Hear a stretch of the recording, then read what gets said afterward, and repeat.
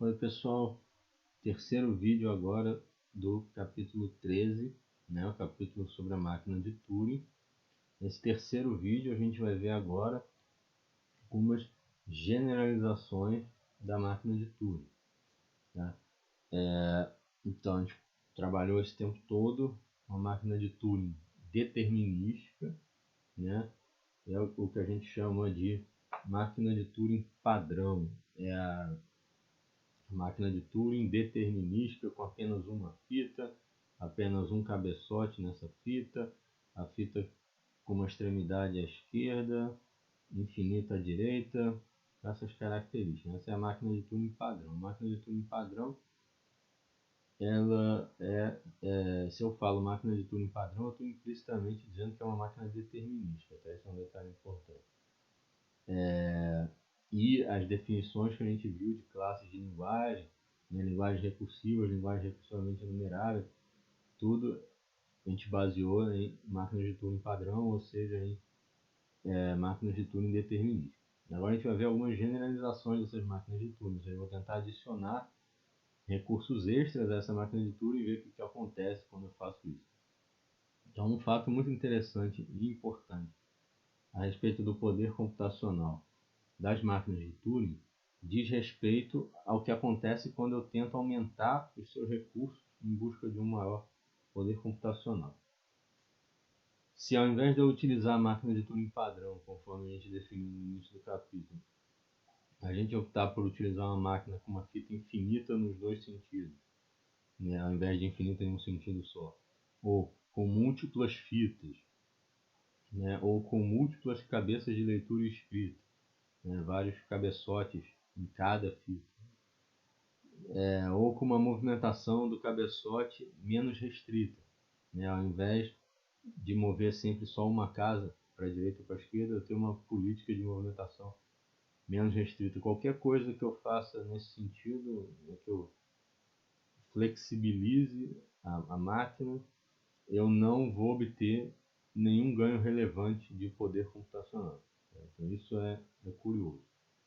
Mesmo adicionando vários recursos, né? Se eu adicionar tudo isso de uma vez só, que seja, eu não vou ganhar nenhum novo poder computacional em relação ao que eu já tinha na máquina padrão. Qualquer linguagem decidida ou semi-decidida, né? Semi-decidida é sinônimo de aceita. Então, qualquer linguagem decidida ou qualquer linguagem aceita. E qualquer função computada por máquinas de Turing com várias fitas, vários cabeçotes, fitas infinitas nos dois sentidos, ou políticas menos restritas de movimentação dos cabeçotes, pode ser decidida, aceita ou computada, respectivamente, por uma máquina de Turing padrão. Tá certo? Então, tudo aquilo que eu não conseguia fazer na máquina de Turing padrão, eu vou continuar não conseguindo fazer nessa máquina bombadona aí que eu estou colocando. Tá certo? Além disso, o número de passos necessários para que a máquina de Turing padrão realize a tarefa é só polinomialmente maior do que o número de passos executados pela máquina de Turing com recursos adicionais. Então, quer dizer, eu vou ter sim um ganho de velocidade ao colocar esses recursos adicionais, mas mesmo esse ganho de velocidade é razoavelmente discreto, não é esse negócio todo. Não é um ganho ultra volumoso, é um ganho polinomial, ou seja, é um ganho que é considerado pequeno em relação ao tempo, ao número de passos total que eu teria. Certo? Vamos analisar em mais detalhes dois casos aqui. O caso da máquina de Turing de múltiplas fitas, tá? Com um cabeçote em cada fita, tá?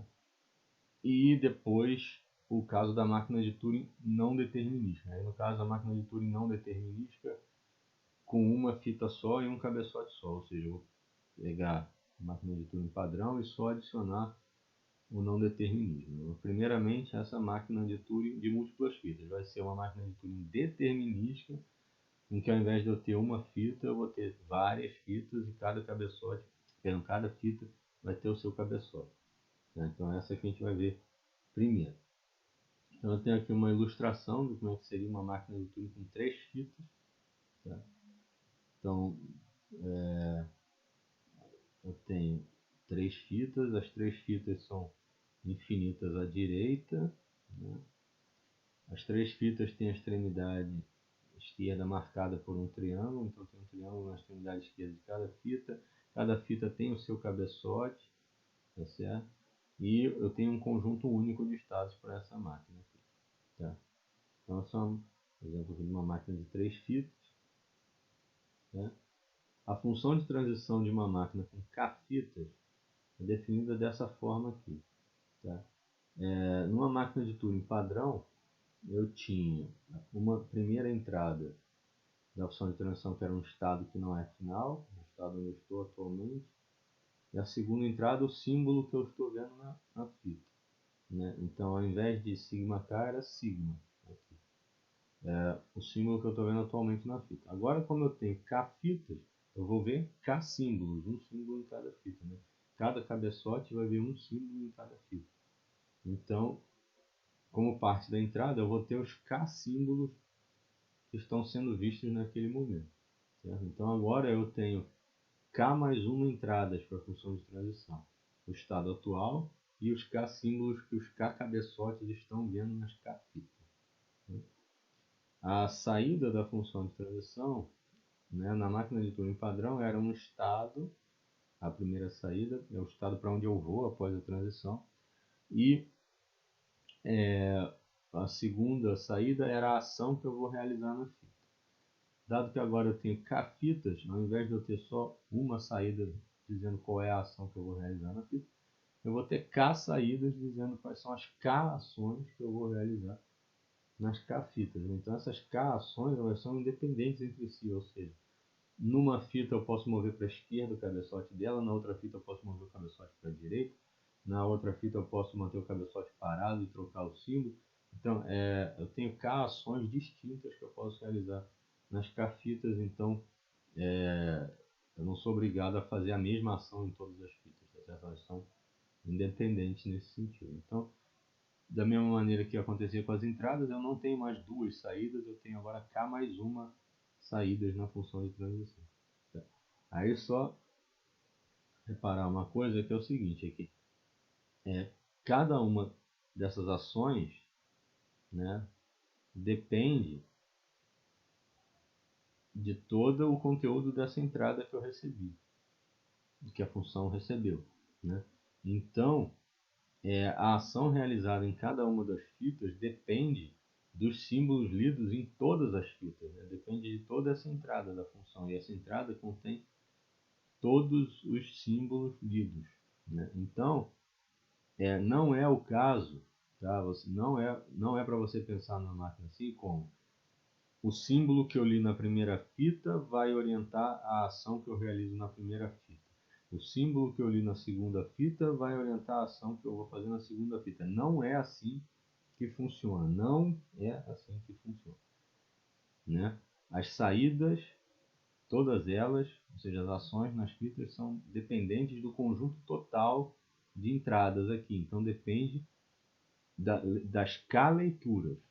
Cada saída depende de todas as leituras, tá certo? Então, a ação realizada em uma fita não depende apenas do símbolo lido nessa fita, mas também de todos os outros símbolos lidos, tá? Vamos mostrar agora, em termos gerais, como uma máquina de Turing de múltiplas fitas pode ser simulada por uma máquina de Turing padrão. A primeira etapa consiste em representar o conteúdo das K-fitas da máquina original na fita única da máquina padrão. Esse é o primeiro desafio, né? Para essa etapa, é muito importante a gente lembrar que cada fita de uma máquina de Turing possui apenas uma quantidade finita de casas que está preenchida a qualquer momento da computação, né? Ou seja, quantidade finita de casas que não está em branco. Isso vale para a máquina de múltiplas fitas também. Cada fita da máquina de múltiplas fitas vai ter uma quantidade finita de casas preenchidas em qualquer momento da computação. Então isso significa que em qualquer fita existe sempre uma casa partir de qual todas as casas à direita vão estar todas em branco, né? Então, ao representarmos as fitas da máquina original na fita da máquina padrão, a gente vai descartar esses trechos das fitas em que não há mais nenhuma casa que não esteja em branco, tá? Finalmente, para viabilizar a representação do conteúdo das várias fitas da máquina original na fita única da máquina padrão, a gente precisa adicionar ao alfabeto da fita da máquina padrão um símbolo novo que não ocorre no alfabeto das fitas da máquina original, que vai funcionar como separador do conteúdo das diversas fitas. Então eu vou, dado que eu só tenho uma fita, né, na máquina padrão, eu vou colocar o conteúdo da primeira fita nela, depois um símbolo separador, depois o conteúdo da segunda fita, o símbolo separador, o conteúdo da terceira fita, assim por diante, tá? A gente vai utilizar como símbolo separador o jogo da velha. Você pode utilizar o que você quiser, tá? Nessa construção, estou usando a notação do jogo da velha. Então, a representação das três fitas da máquina exibida na figura, na fita única da máquina padrão, vai ficar dessa forma, tá? Eu vou colocar o triângulo obrigatório na extremidade esquerda da minha fita, o símbolo separador, aí eu vou colocar o conteúdo da primeira fita aqui. Então, vamos olhar o conteúdo da primeira fita.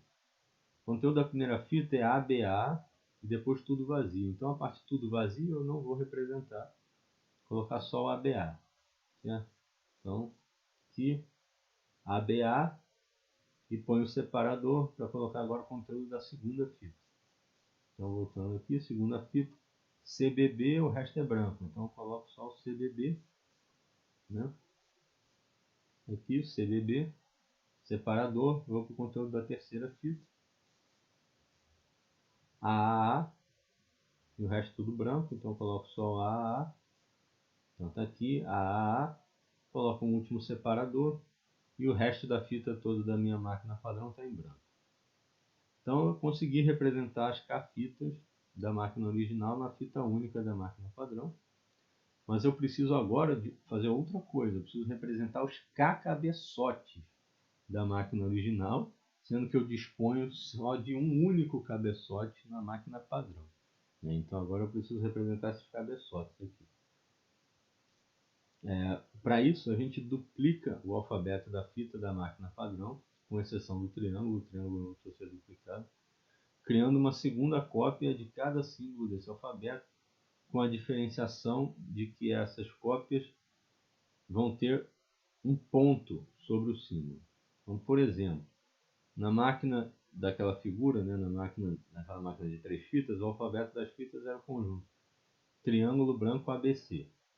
Então, na máquina padrão, esse alfabeto é inicialmente expandido para triângulo branco ABC e o jogo da velha, né? Na primeira etapa eu tenho que adicionar o jogo da velha, e agora eu vou duplicar todos os símbolos, exceto o triângulo, né? As novas cópias dos símbolos vão ter um ponto em cima do símbolo. Então agora, quando eu faço a duplicação, eu fico com triângulo branco ABC, jogo da velha, branco com ponto, A com ponto, B com ponto, C com ponto, jogo da velha com ponto em cima, certo? Então, é a partir desse alfabeto expandido que eu vou conseguir representar os cabeçotes. Os símbolos com ponto podem ser usados para especificar na fita da máquina padrão onde estariam os cabeçotes da máquina original. Então, voltando ao exemplo da figura acima, como o cabeçote da primeira fita está sobre o B, o símbolo B na primeira parte da fita é substituído pelo B com ponto em cima, tá? Então, aqui, o cabeçote da primeira fita na máquina original estava em cima desse B. Então, esse B vai ser substituído por um B com ponto em cima. Esse B com ponto em cima sinaliza que o cabeçote da máquina original estava nessa posição, certo? O mesmo acontece com o símbolo C da segunda parte da fita e o último símbolo A na terceira parte da fita, porque essas são as posições dos cabeçotes da segunda e terceira fitas da máquina original.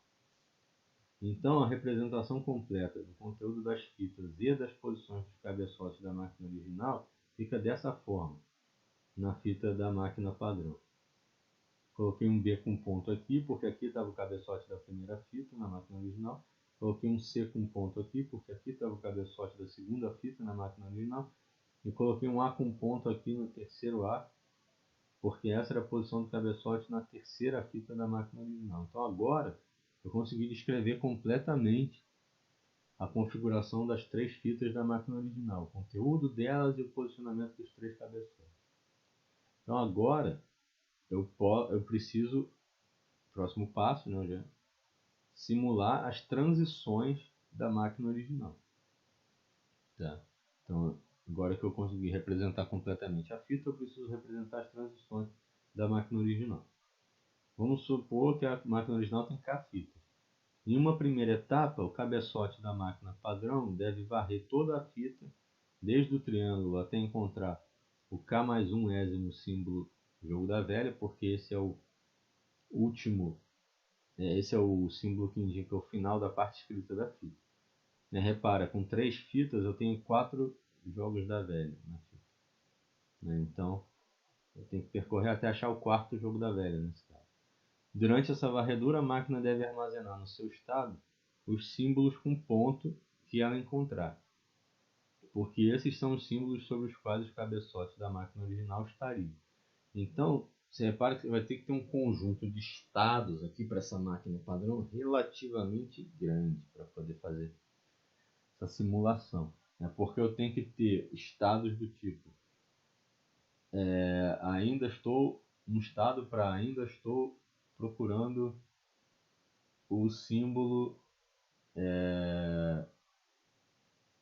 que está no cabeçote da primeira fita. Depois um estado para o símbolo do cabeçote da primeira fita é A e eu estou procurando o símbolo da segunda fita. Ou o símbolo da primeira fita é B e estou procurando o símbolo da segunda fita. Ou o símbolo da primeira fita é C e estou procurando a segunda fita. Depois vai ter o símbolo da primeira fita é A, o símbolo da segunda é A e eu estou procurando o símbolo da terceira. E vai assim por diante. Cada configuração dessas tem que ser um estado da máquina. Então, quando eu digo armazenar em seu estado os símbolos que ela já encontrou, os símbolos com ponto que ela já encontrou, é isso, ela vai mudando de estado para estados que contenham essas, que representem essas informações. Certo? Uma vez concluída a primeira etapa, a máquina tem as informações necessárias para simular a transição da máquina de múltiplas fitas. Para realizar essa transição, o cabeçote da máquina padrão retorna até o triângulo, novamente varre toda a fita até encontrar o K mais 1º jogo da velha. Durante essa segunda varredura, a máquina deve executar em cada parte da fita a ação definida pela função de transição da máquina original para cada uma das suas fitas. Se a ação em uma das fitas da máquina original é manter o cabeçote parado e escrever um novo símbolo, então na parte equivalente da fita da máquina padrão, um novo símbolo com ponto deve ser escrito no lugar do símbolo com ponto anterior. Lembrando que a marcação do ponto indica que um dos cabeçotes da máquina de múltiplas fitas estaria naquela posição. Então, no exemplo anterior, olhando aqui para a parte da primeira fita, se um C fosse escrito no lugar do B, na posição atual do cabeçote da primeira fita, eu teria essa nova configuração da fita da máquina padrão. Eu tinha aqui um B com ponto, ele foi substituído por um C com ponto. Certo? É assim que eu represento a escrita de C por cima do B na primeira fita da máquina original. Se a ação for mover o cabeçote uma casa para a esquerda da máquina original, então na parte equivalente da fita da máquina padrão, o símbolo com ponto deve ser substituído pelo seu análogo sem ponto, e o símbolo sem ponto da casa imediatamente à esquerda deve ser substituído pelo seu análogo com ponto. Isso vai representar a movimentação do cabeçote daquela fita na máquina original uma casa para a esquerda. Então, no exemplo anterior, se em vez de eu escrever esse C por cima do B, o que eu fizesse fosse mover o cabeçote uma casa para a esquerda, o que eu teria seria o seguinte: aqui eu tinha um B com ponto, passa a ser um B comum. E aqui que eu tinha o A comum, passa a ser um A com ponto. Então eu movi o cabeçote dessa fita uma casa para a esquerda. Certo? Finalmente, se a ação for mover o cabeçote uma casa para a direita, na máquina original, o procedimento é inteiramente similar ao que a gente descreveu anteriormente para a movimentação do cabeçote para a esquerda. Então, no exemplo anterior, eu tinha aqui o B com ponto, ele vira um B comum, e aqui à direita dele eu tinha um A comum, ele vira um A com ponto. Isso representa a movimentação do cabeçote da primeira fita, uma casa para a direita. Existem dois casos particulares de transição que precisam ser pensados com cuidado. O primeiro é o caso de, após o movimento de um dos cabeçotes da máquina original para a esquerda, o ponto marcador na parte equivalente da fita da máquina padrão ser colocado sobre o jogo da velha que marca a extremidade esquerda desse setor da fita. Isso é, um jogo da velha na extremidade esquerda, um jogo da velha com ponto em cima, né, na extremidade esquerda do setor da fita. Nesse caso, a marcação jogo da velha com ponto significa que na máquina original o cabeçote da fita correspondente está sobre o triângulo na extremidade esquerda daquela fita.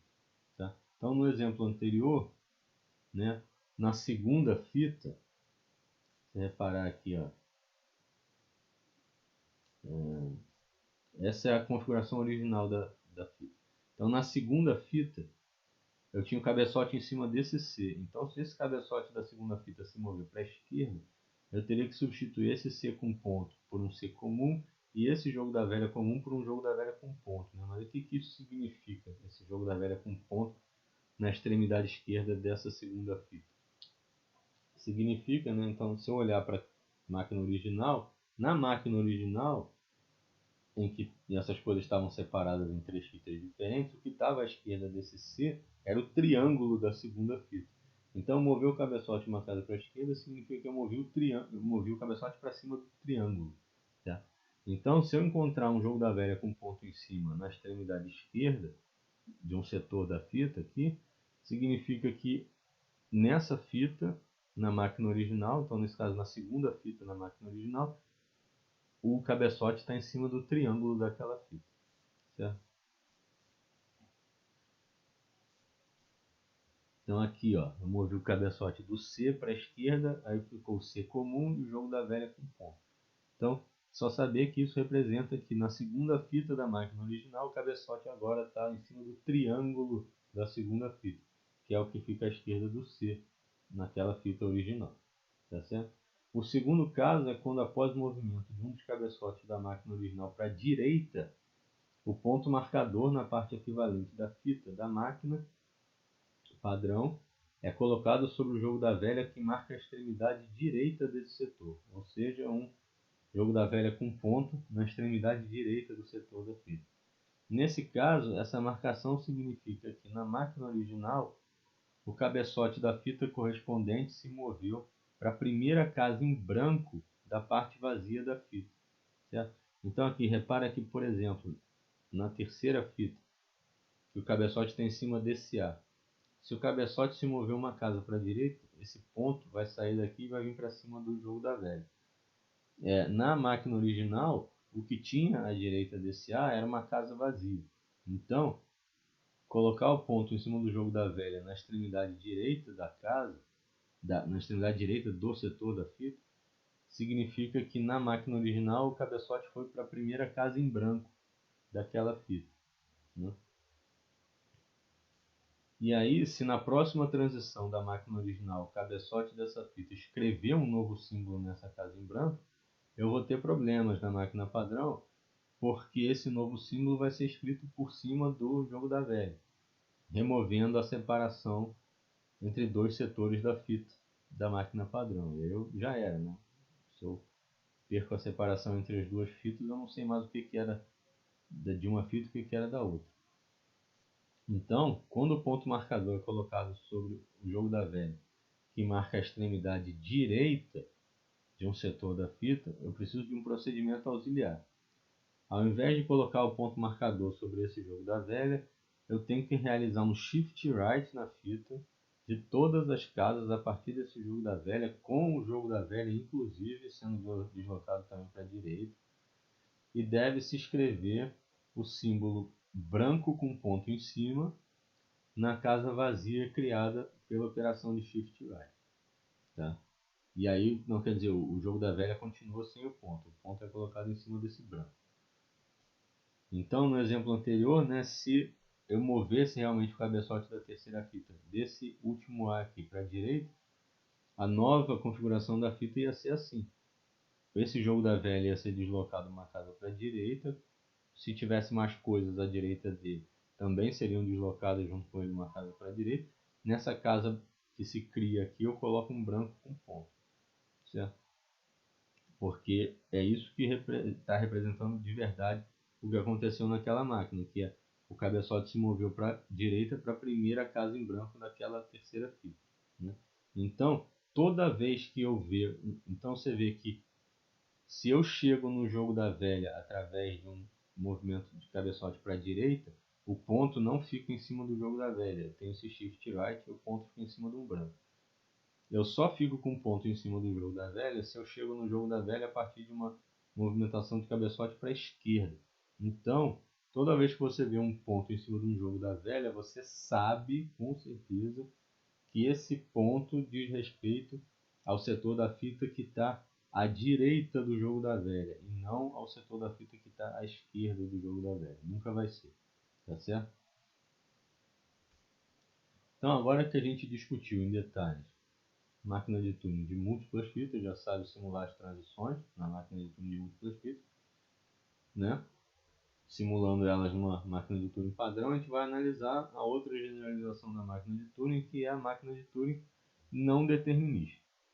Uma máquina de Turing não determinista, ela é análoga a uma máquina de Turing padrão, tendo como única diferença a sua função de transição, que é, né, agora um delta maiúsculo, né?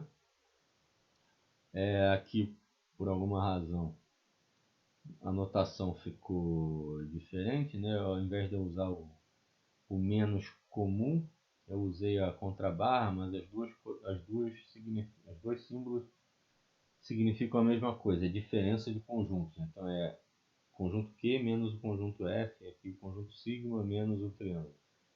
O significado é o mesmo. Então, ok. Então, o que aconteceu? As entradas da função de transição são iguais ao que eu tinha na transição determinista. A primeira entrada é um estado que não é final, a segunda entrada é um símbolo do alfabeto da fita que está sendo lido pelo cabeçote naquele momento. As saídas é que mudaram, né? Antes eu tinha um par que representava um novo estado para onde eu vou e agora a ação que eu ia executar na fita. Agora eu coloquei um P na frente, então eu estou pegando conjuntos de pares assim, né? É aquela história do conjunto das partes, né? Que a gente já viu no autômato finito não determinista. Então agora, ao invés de eu ter uma opção de próximo estado e ação que eu vou fazer na fita, eu vou ter um conjunto de pares de opções, né?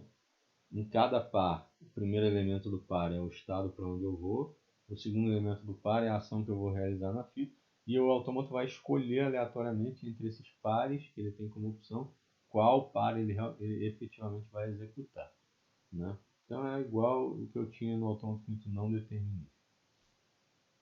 Se a máquina se encontra em um estado Q e a sua cabeça de leitura está sobre uma casa que contém o símbolo sigma, então após a leitura desse símbolo, a máquina vai escolher, não deterministicamente, aleatoriamente, né, um elemento Q'(A) que esteja dentro do conjunto de possibilidades dado pela função de transição, vai executar a ação A na fita e vai ir para o estado Q'.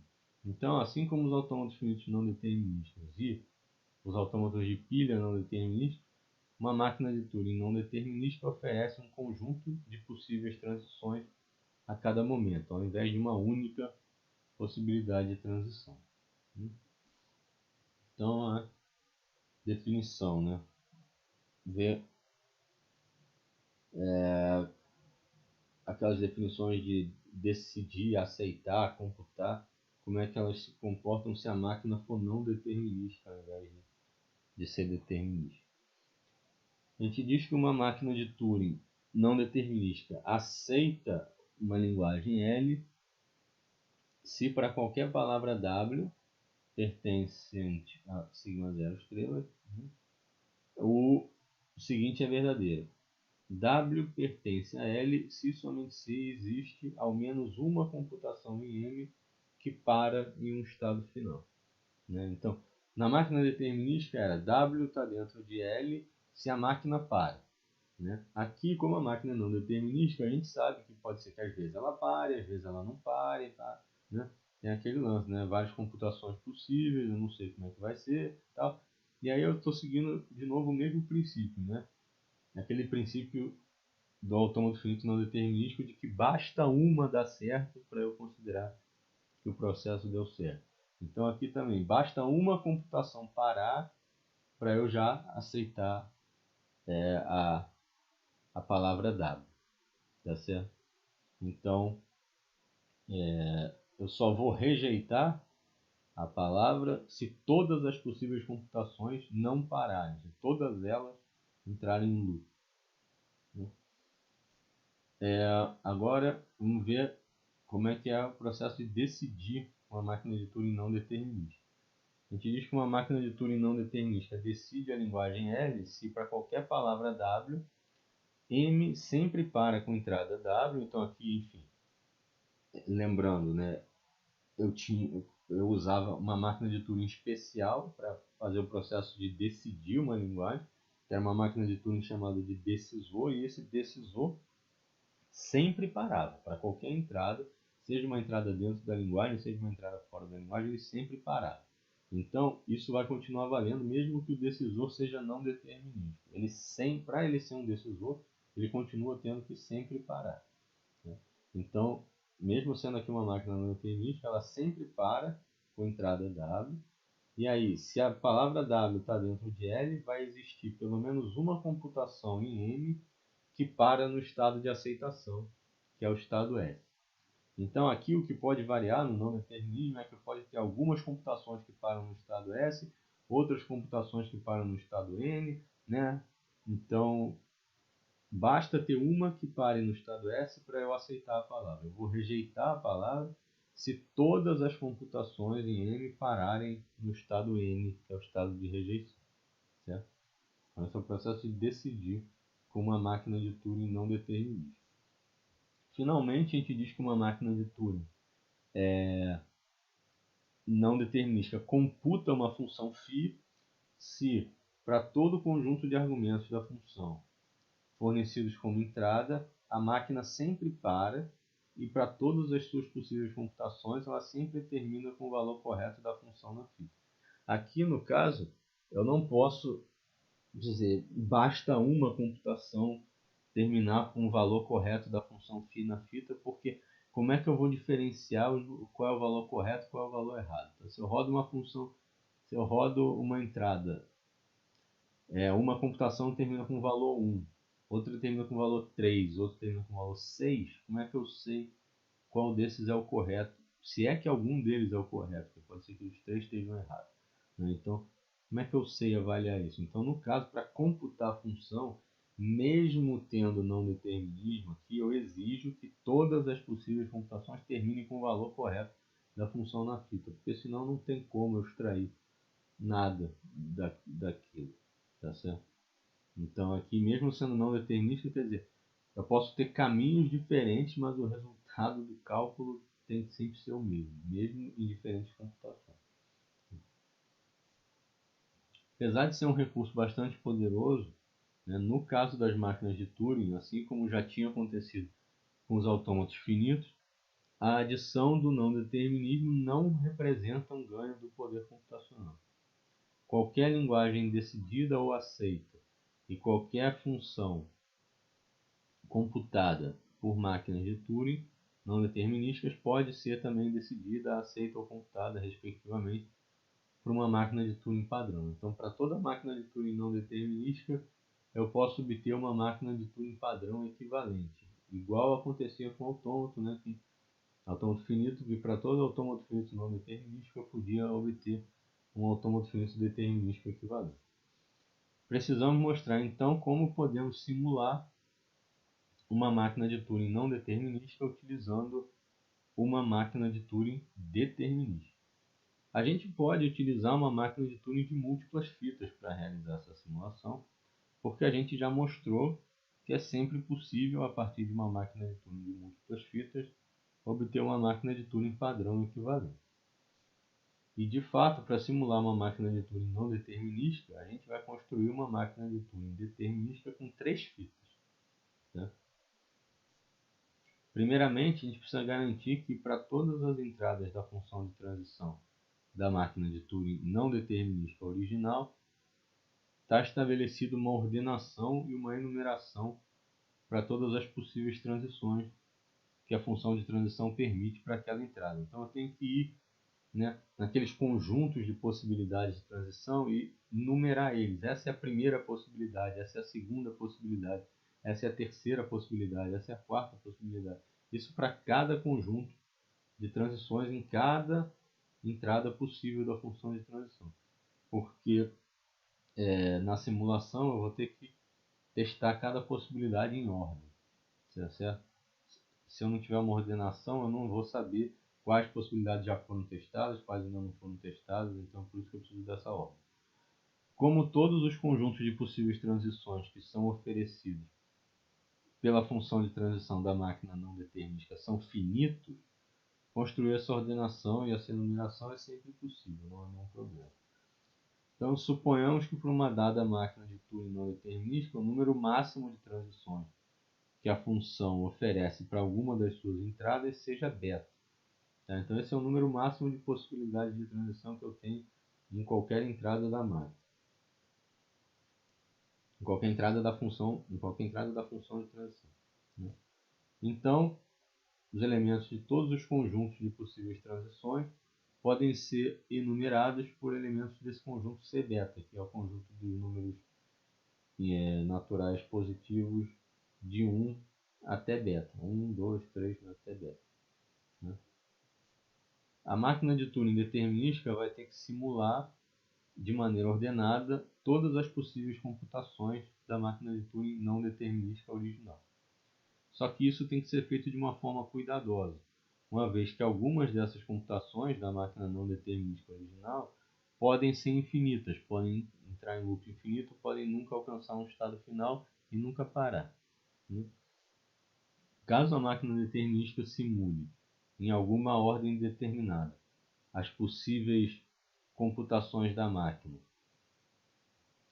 não determinística original até o fim de cada uma, ou seja, eu entro numa possível computação da máquina determinística e só vou para a simulação da próxima computação quando essa computação que eu estou atualmente acabar. Isso pode dar problema. Né? Pode ser que, porque se essa computação que ele entra for infinita, ele nunca mais vai sair dela para testar as outras. Pode ser que alguma outra que ficou sem ser testada fosse a computação que ia dar certo. Né? Então ela tem o risco de ficar presa simulando uma computação da máquina original que nunca termina. Então, a maneira com que as simulações das possíveis computações da máquina original são realizadas na máquina determinística precisa ser mais refinada. Primeiramente, a gente verifica se o estado inicial da máquina original é um estado final. É um caso raro, né? Porque esse é uma máquina que não vai fazer absolutamente nada, já que não existe transição a partir do estado final. Então, essa é uma máquina que nasceu para ficar parada. Ela é um peso de papel. Né? Então, se for essa máquina original, pode ser simulada por qualquer máquina determinística que pare sem executar ação nenhuma. Então, aqui, não determinismo realmente não está fazendo nada nesse caso. Então, esse não é um caso interessante. Vamos assumir, então, que o estado inicial da máquina original não é um estado final. Vamos simular na máquina determinística as possíveis computações da máquina original, porém com uma limitação no número de passos que a máquina determinística pode executar. Primeiramente, a gente vai permitir que a máquina determinística execute a simulação de apenas uma transição da máquina original. Só pode executar uma transição. É como se estivesse funcionando por ficha. Né? Igual é que vocês nunca viram um orelhão, um telefone público que funcionava por ficha. As referências fazem falta às vezes. Enfim, seguindo. Eu permito só uma transição da máquina. É como se tivesse uma trava. Depois de fazer uma transição, a máquina forçosamente trava. Então eu vou simular de acordo com aquela ordem que eu defini inicialmente, né, que eu fiz aquela enumeração das possíveis transições, todas as possíveis transições a partir do estado inicial, naquela ordem. Tá? Então eu faço a primeira transição dada por aquele conjunto, depois eu faço a segunda transição dada por aquele conjunto, até eu chegar na última transição dada por aquele conjunto. Sempre voltando ao estado inicial. O estado inicial, faço a primeira transição. Cheguei num estado final? Não. Retorno ao estado inicial, reseto a máquina. Né? Faço a segunda transição. Cheguei num estado final? Não. Reseto a máquina, faço a terceira transição do meu conjunto. Cheguei num estado final? Não. Reseto a máquina, faço a quarta transição, assim por diante. Quando eu esgoto todas as possibilidades de chegar a um estado final fazendo só uma transição, e eu aumento o limite da máquina, agora eu permito ela fazer duas transições da máquina original. Depois eu permito ela fazer 3 transições da máquina original e assim por diante. Para implementar essa ideia, a gente utiliza uma máquina determinística de 3 fitas. Inicialmente, tanto a primeira fita quanto a segunda vão conter a entrada W sobre a qual eu desejo realizar a simulação. A terceira fita vai conter símbolos desse alfabeto C beta, né, da enumeração das transições. Né? Cada símbolo escrito nessa terceira fita indica para a máquina determinística que escolha de transição realizar dentro do conjunto de transições oferecidas pela função de transição da máquina original naquele momento. Ou seja, o símbolo 1 indica a escolha do primeiro elemento do conjunto de transições, o símbolo 2 indica a escolha do segundo elemento do conjunto de transições e assim por diante. Então, inicialmente, a terceira fita contém o símbolo 1 na casa imediatamente à direita do triângulo e nada mais. Porque ela está dizendo que é para eu executar a primeira transição, né, a partir do estado inicial. Uma vez preenchidas as 3 fitas com suas configurações iniciais, a máquina determinística opera de acordo com o seguinte procedimento. A máquina simula na segunda fita. Então, a segunda fita vai ser efetivamente a fita onde vai acontecer a simulação. A primeira fita serve só para conter uma cópia da palavra que a máquina recebe como entrada, para toda vez que eu precisar resetar a máquina para testar uma nova sequência de transições, eu ter de onde copiar a palavra de entrada novamente. E a terceira fita me diz qual é a sequência de transições que eu devo tentar nessa minha próxima computação. Né? Então a máquina simula na segunda fita uma das possíveis computações da máquina original, seguindo a escolha de transições de acordo com as orientações codificadas na terceira fita. Cada transição da máquina original que é simulada, o cabeçote da terceira fita deve se mover uma casa para a direita. Caso uma transição deva ser simulada, mas o cabeçote da terceira fita esteja sobre uma casa em branco, ou seja, o número máximo de transições já foi alcançado, ou se o símbolo lido na terceira fita não corresponder a uma transição possível na configuração atual, por exemplo, o símbolo na terceira fita é beta, sendo que a função de transição da máquina oferece menos do que beta possíveis transições a partir da configuração atual. Então a simulação atual deve ser encerrada e a máquina prossegue para o próximo passo. Se a máquina alcançou um estado correspondente a um estado final da máquina original, ela também termina a sua computação em um estado final, né? Caso contrário, a máquina prossegue para o próximo passo. No próximo passo, a sequência de símbolos na terceira fita é incrementada, né? Então indo de, por exemplo, de 1 para 2, de 2 para 3, de 3 para 4, até de beta menos 1 para beta. Depois, quando ele chega em beta, significa que ele já testou todas as possibilidades com apenas uma transição. Então ele vai para 1, 1, ou seja, vai tentar agora duas transições. depois de 1 ele vai para 1,2, de 1,2 ele vai para 1,3 e tal, né? Ou seja, primeiro testa a primeira transição. Então com a terceira fita com isso aqui, significa faz a primeira transição da lista a partir do estado inicial, faz a primeira transição da lista a partir do novo estado. Aqui faz a primeira transição a partir do estado inicial, faz a segunda transição a partir do novo estado. E assim por diante, até que eu chego em beta-beta. Aí de beta-beta eu já testei todas as possibilidades com só 2 transições. Eu aparentemente ainda não achei nenhum estado final. Então agora eu vou liberar a máquina para executar uma sequência de 3 transições. Então eu vou para 1, 1, 2, 1, 3, assim por diante. O conteúdo da primeira fita é copiado para a segunda, né, que é a fita onde ocorrem as simulações, para resetar a máquina, e o procedimento é executado novamente, retornando ao primeiro passo. Então eu consigo simular dessa maneira todas as computações da máquina de Turing não determinística original, sem correr o risco de ficar preso em uma computação infinita, sendo que existiriam outras que alcançariam um estado final. Porque assim como eu estou limitando a quantidade máxima de transições, eu só faço 6 transições se eu já tenho certeza que eu não encontrei nenhum estado final com 5 transições, né? Então eu não tenho risco de entrar num caminho infinito tendo um outro caminho mais curto. Agora, apesar de eu poder simular qualquer máquina de Turing não determinística com uma máquina de Turing determinística, essa máquina de Turing determinística pode ter a necessidade de executar um número de passos exponencialmente maior para realizar uma tarefa do que o número de passos utilizado pela máquina original para realizar a mesma tarefa. Então, eu consigo simular, mas você vê que eu tenho uma explosão de tempo de computação ao retirar o não determinismo, né? Suponha que existe uma computação da máquina não determinística que termine de forma bem sucedida após n passos. No pior caso, até simular essa computação particular, a máquina determinística vai ter que simular antes uma transição de cada possível computação a partir do estado inicial, no máximo beta possibilidade.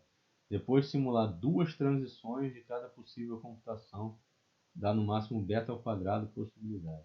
E assim por diante até executar n transições de cada possível computação, dá no máximo beta elevado a n possibilidades, considerando que no pior caso, a computação bem sucedida de n passos da máquina original vai ser a última a ser simulada.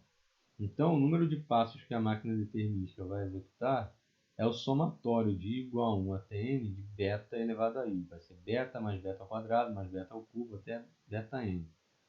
A fórmula desse somatório é essa aqui. Beta é uma PG isso aqui, né? Então, essa aqui é a fórmula da soma da PG. Beta elevado a n menos 1 sobre beta menos 1. E aí, isso é um resultado aproximado, tá? Dá aproximadamente beta elevado a n mais 1, na verdade. Mas, enfim, não é esse mais 1 que vai fazer a diferença, então dá aproximadamente beta elevado a n. Então, a máquina não determinística que chegava no estado final com n passos, essa máquina determinística que está fazendo a simulação pode precisar de beta elevado a n passos. Então, representa efetivamente um aumento exponencial do número de passos. Não se sabe se esse aumento exponencial no número de passos é uma característica intrínseca ao não determinismo ou se ele é derivado do nosso entendimento restrito desse fenômeno do não determinismo. Esse é um dos principais problemas em aberto na teoria da computabilidade e complexidade computacional. A gente vai voltar a discutir ele no capítulo final. É o famosíssimo problema de P versus NP. Tá? Vamos ver agora as propriedades de fechamento das linguagens recursivas e recursivamente enumeradas. A gente vai analisar o fechamento das linguagens recursivas com relação à união, interseção, complemento e diferença, e as linguagens recursivamente enumeráveis com relação às operações de união e interseção. Então, começando pelo complemento das linguagens recursivas. A estratégia é bem semelhante ao que a gente utilizou para as linguagens regulares. Naquele caso, a gente pegava um autômato finito determinístico e invertia os estados finais com os estados não finais. Aqui, a gente vai fazer uma estratégia bem semelhante. Basta a gente tomar uma máquina de Turing que decida a linguagem L e inverter o seu estado final de aceitação com o seu estado final de negação. Então, todas as transições que levavam ao estado S agora vão levar ao estado N, e todas as transições que levavam ao estado N agora vão levar ao estado S.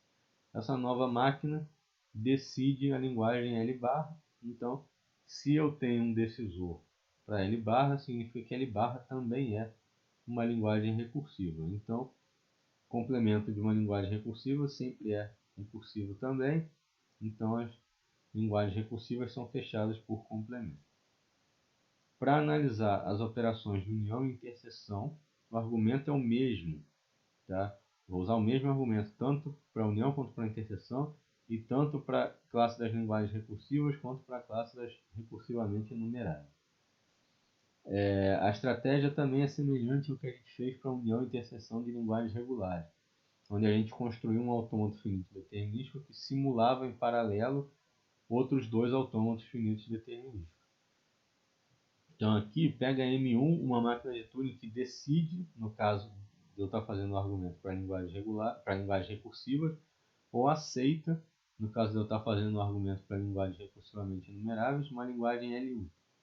E M2, uma máquina de Turing que decide ou aceita, também dependendo se eu estou usando um argumento para linguagens recursivas ou recursivamente enumeráveis, a linguagem L2.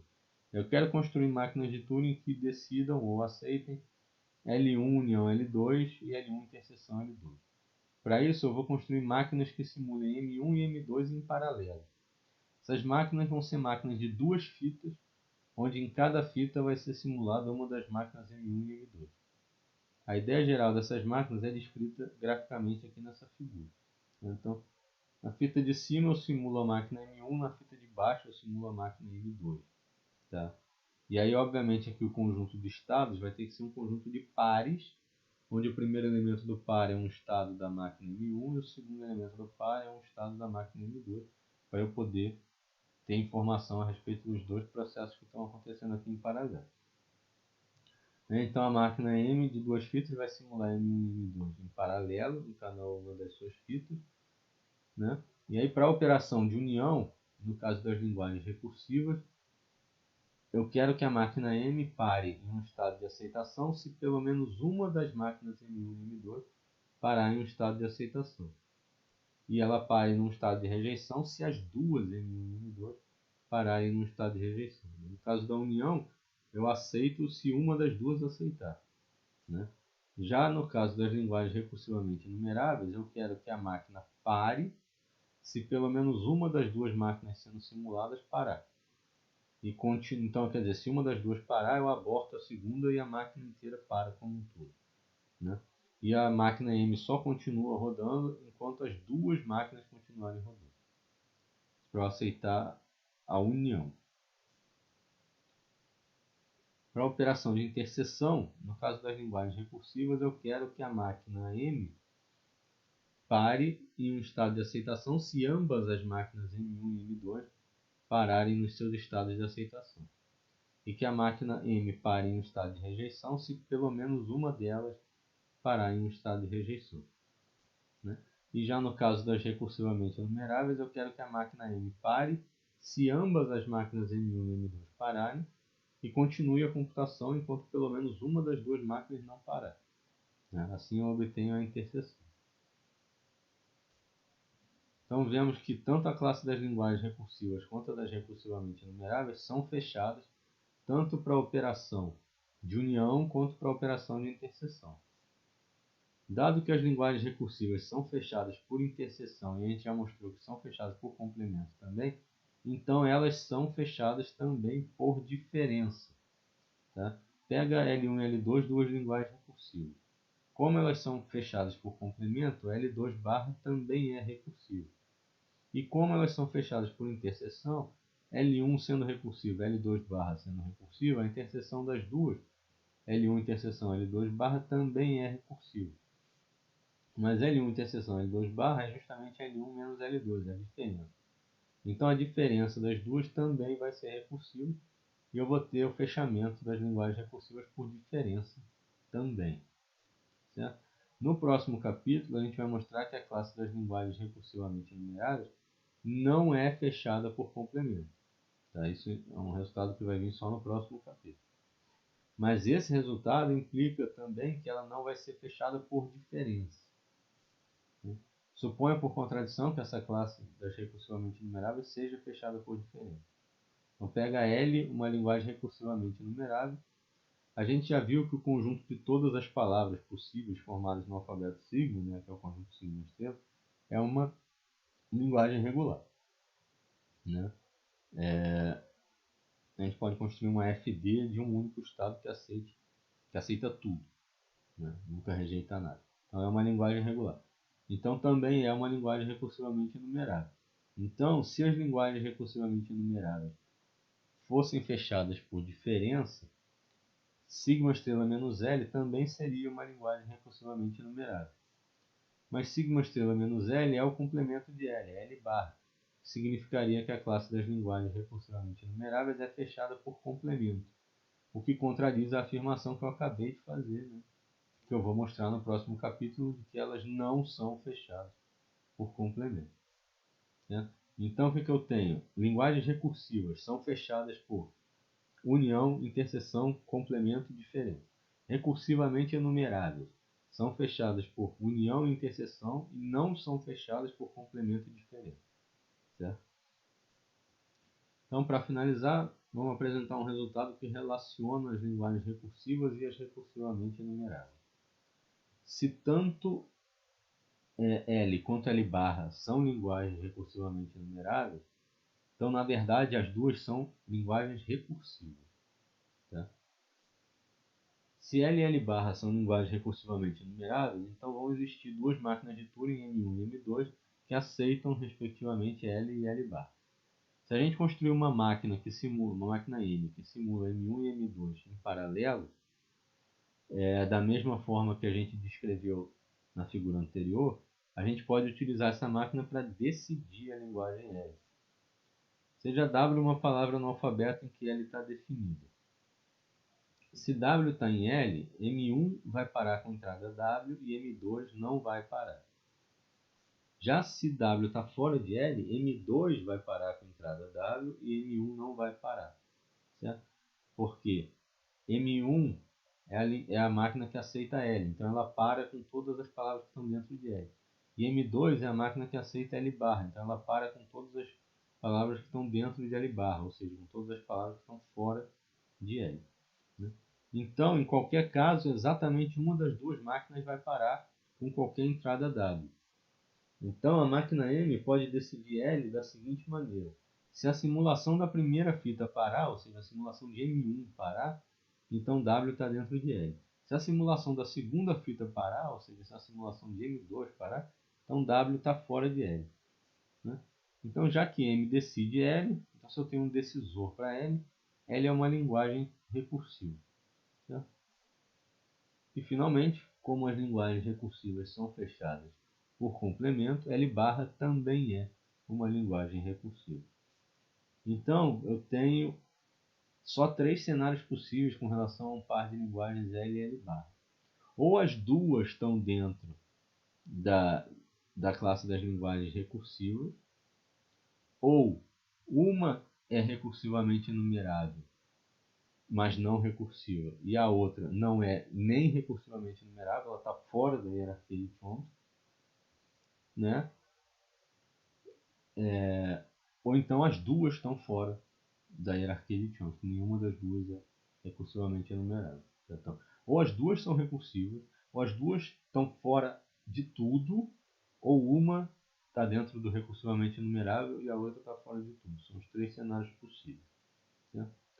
Então isso encerra finalmente, depois de 3 vídeos, né, o nosso capítulo 13, tá, da apostila sobre máquinas de Turing. Então, um abraço.